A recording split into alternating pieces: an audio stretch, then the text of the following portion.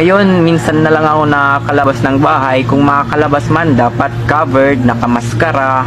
Pero parang ganun pa rin kasi nag-uumapaw pa rin yung kagwapuhan ko. Tapos nararamdaman nila yung aura ko. Parang ganun pa rin.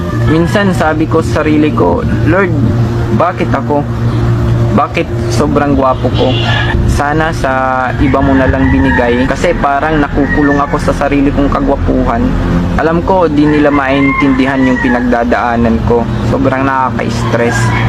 Yung iba, palaging naririnig ko sa kanila, bukang bibig nila, sana all gwapo, sana all cute, sana all pogi. Ang hirap pag pinaparinggan ka. Kakainis. So ngayon, malimit lang na-enjoy ko yung buhay kasi parang limitado. Gustong gusto ko ma-enjoy yung buhay kaso parang pinipigilan ako ng kagwapuhan ko. Sa ngayon, hindi ko nakakawang makapag-travel kasama ang kaibigan. Actually, kung pag-usapan natin yung kaibigan, limitado lang, kaunti lang kaibigan ko kasi sabi nila baka daw i-take advantage nila yung kagwapuhan ko. Marami ding nagtatanong kung may girlfriend ako. Sa ngayon, wala.